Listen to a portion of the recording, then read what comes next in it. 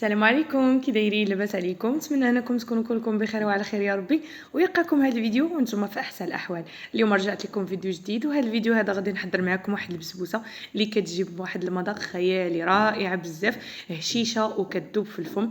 وهاد البسبوسه هذه غادي نحضروها غير بزوج ديال البيضات فقط. فاذا كان كيهمكم الامر تبعوا معايا الفيديو للاخير باش نعرفوا المقادير وايضا طريقه التحضير.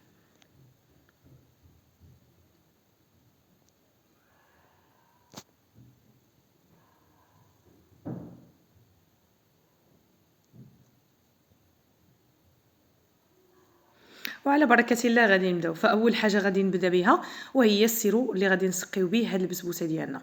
بالنسبه للسيرو فغادي نحتاج كاس الا ربع ديال السكر سنيده، وغادي نضيف له كاس ونصف ديال الماء.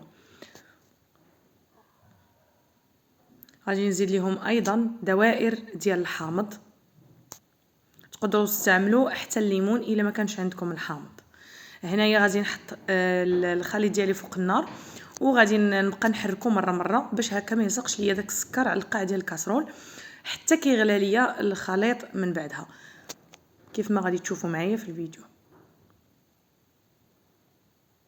صافي هنا من بعد ما كيبدا يدير ليا الخليط هكا كيبدا يغلي، فغادي نحسب ليه 5 ديال الدقائق ونطفي عليه البوطه. صافي كيكون عندي واجد.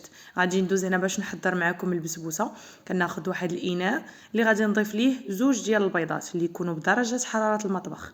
دائما كيف ما تنقول لكم، سواء كاع انواع الكيك الا بغيتو ينجح لكم فيكون عندكم البيض بدرجه حراره المطبخ.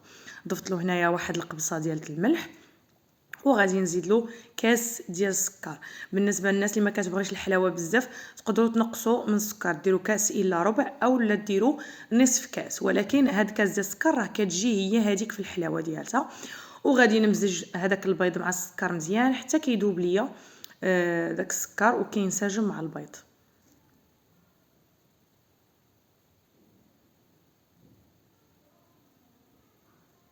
صافي دابا غادي ندوز هنايا غادي نضيف هنا النكهه ديال الفاني.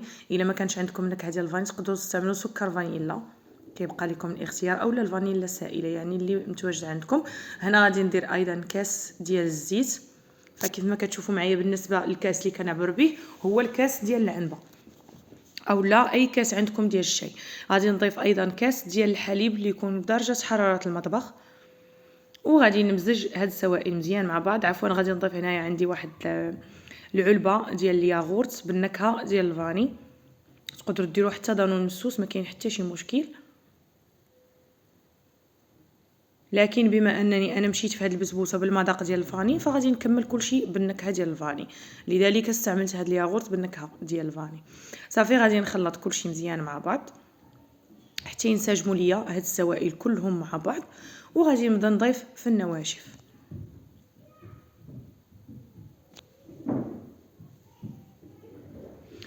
صافي هنايا من بعد ما خلطت كل شيء غادي ندوز دابا وغادي نضيف النواشف. بالنسبه للنواشف فغادي يكون عندي هنايا زوج ديال الكيسان من السميده، غادي ندير معاهم كاس الا ربع ديال الدقيق كيف ما شفتوا معايا. صافي وغادي نزيد زوج ديال لي ساشي من الخميره ديال الحلوى من الوزن ديال 14 غرام بجوجهم، يعني ما يعادل 14 غرام.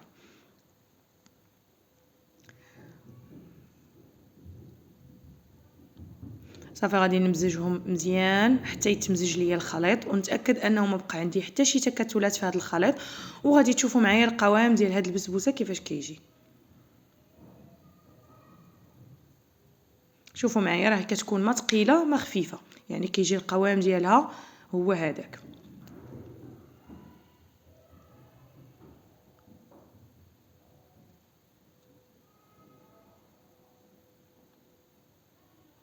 صافي كتكون عندي هنايا الخليط ديال البسبوسه واجد عندي. غادي ندوز دابا في هذه الاثناء هذه وغادي ناخذ المول اللي غادي ندير فيه الخليط باش ندخلو الفران. انا اختاريت هذا المول هذا اللي كيكون دائري على فيه 24 سنتيم.